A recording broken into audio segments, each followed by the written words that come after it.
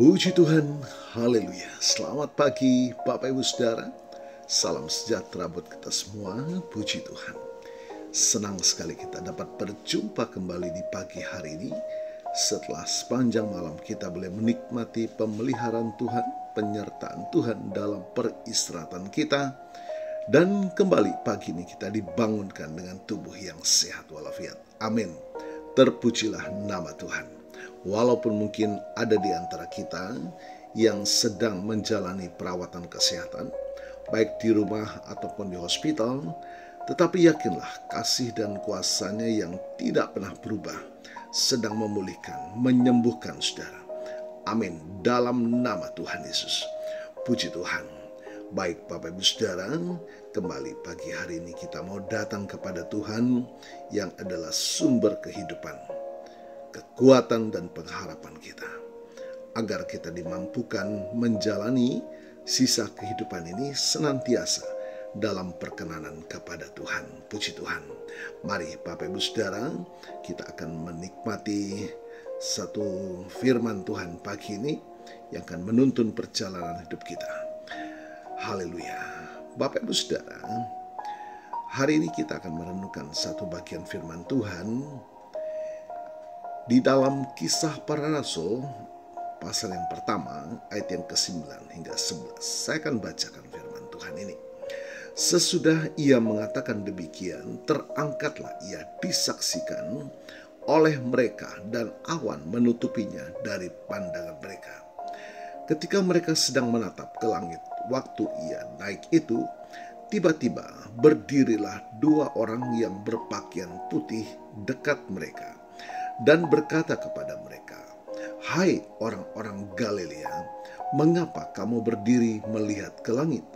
Yesus ini yang terangkat ke surga, meninggalkan kamu, akan datang kembali dengan cara yang sama seperti kamu melihat dia naik ke surga." Bapak Ibu Saudara, kenaikan Tuhan Yesus ke surga memiliki beberapa makna yang mendalam bagi kehidupan iman kita. Yang pertama, penuntasan karya keselamatan. Kenaikan Yesus adalah puncak dari seluruh karya penyelamatannya.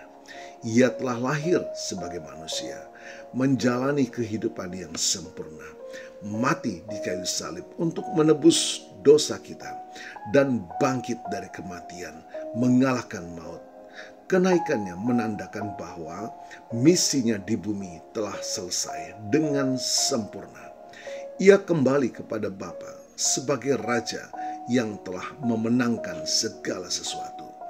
Ini memberikan kita kepastian bahwa keselamatan yang kita terima di dalam Dia adalah lengkap dan utuh.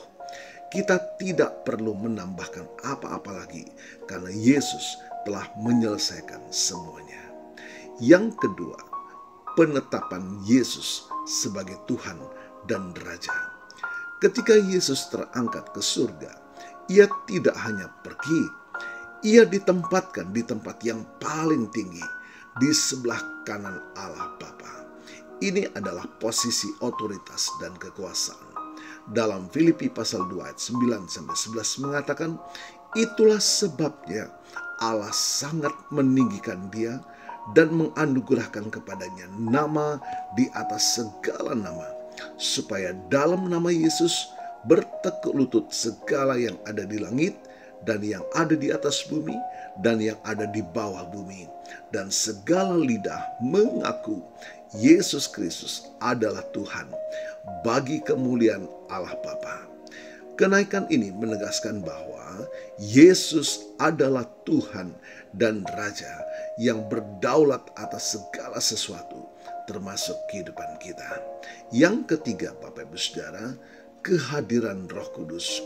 Sebelum Yesus naik ke surga, ia berjanji akan mengutus penolong, yaitu Roh Kudus. Kita bisa dapat baca dalam Yohanes 16 ayat yang ke-7. Yesus berkata, "Namun benar yang kukatakan ini kepadamu adalah lebih berguna bagi kamu jika aku pergi. Sebab jikalau aku tidak pergi, penolong itu tidak akan datang kepadamu. Tetapi jikalau aku pergi, aku akan mengutus dia kepadamu." Kenaikannya adalah prasyarat bagi kedatangan Roh Kudus. Roh Kuduslah yang sekarang menyertai, membimbing, dan memampukan kita untuk hidup kudus dan menjadi saksi Kristus di dunia ini. Kita tidak ditinggalkan sendirian. Yang keempat, Bapak Ibu Saudara, harapan akan kedatangan kembali. Ayat dari Kisah Para Rasul yang dengan jelas menyatakan Yesus ini yang terangkat ke surga meninggalkan kamu. Ia akan datang kembali dengan cara yang sama seperti kamu melihat dia naik ke surga. Kenaikan Yesus memberikan kita harapan yang pasti akan kedatangannya kembali. Ini adalah janji yang menghibur dan menguatkan kita di tengah segala tantangan hidup yang kita sedang hadapi. Kita tahu bahwa satu hari nanti kita akan melihat dia datang kembali dalam kemuliaan untuk menjemput kita dan membawa kita ke dalam kerajaannya yang kekal.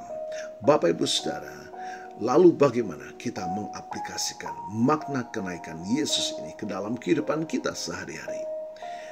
Pertama, hiduplah dalam kepastian keselamatan. Jangan ragu akan keselamatan yang telah Yesus berikan. Percayalah penuh bahwa karyanya di kayu salib dan kenaikannya ke surga telah menjamin tempat kita di surga. Yang kedua, Bapak Ibu Saudara, hiduplah dengan tunduk pada otoritasnya. Mengakui Yesus sebagai Tuhan berarti menjadikannya pusat hidup kita. Izinkanlah dia memimpin setiap langkah, setiap keputusan, dan perkataan kita. Yang ketiga, Bapak Ibu Saudara, hiduplah dalam kuasa Roh Kudus. Jangan padamkan Roh Kudus dalam hidup kita.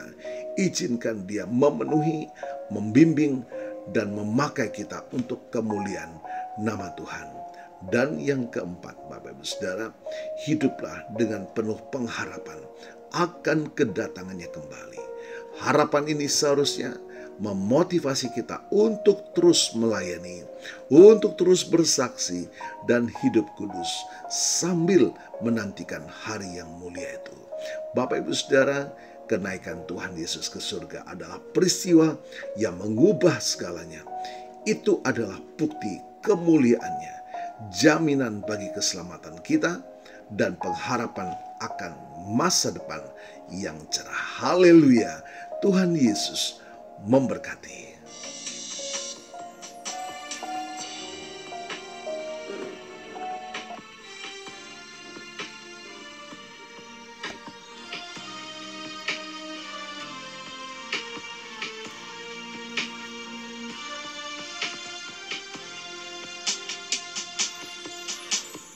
Yesus Tuhan ditinggikan, dimuliakan dan naik ke surga.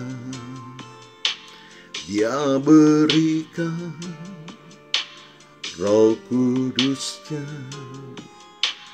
menguatkan dan menolong selalu.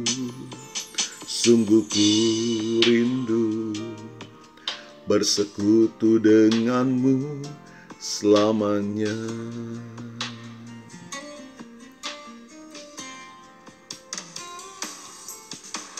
Yesus Tuhan ditinggikan, dimuliakan dan naik ke surga.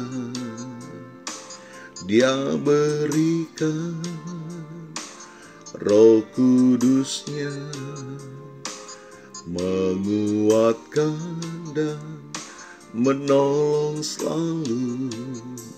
Sungguh ku rindu bersekutu denganmu selamanya.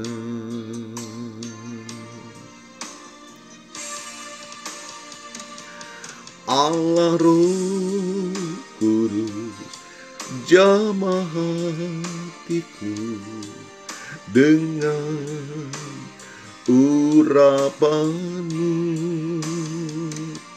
rindu selalu dekat denganmu, tinggal di hadiratmu.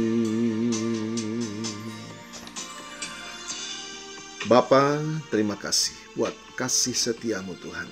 Engkau tidak akan pernah meninggalkan kami sebagai yatim piatu.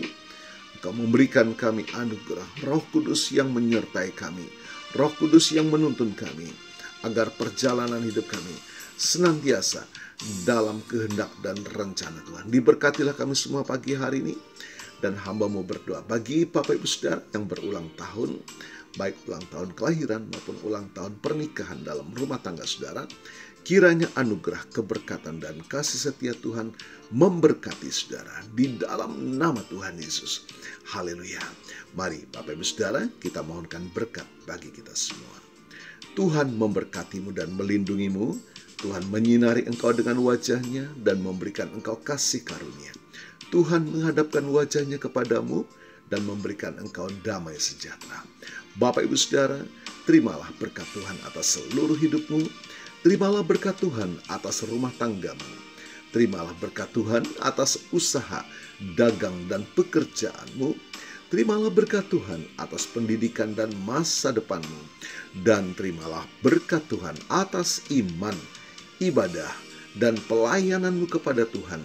Diberkatilah engkau berlimpah-limpah, baik jasmani dan rohani, hari ini sepanjang masa, sampai Tuhan Yesus datang kembali di dalam berkat nama Tuhan Yesus Kristus. Haleluya, haleluya. Amin. Puji Tuhan. Bapak Ibu Saudara, selamat pagi, selamat beraktivitas. Tuhan Yesus memberkati.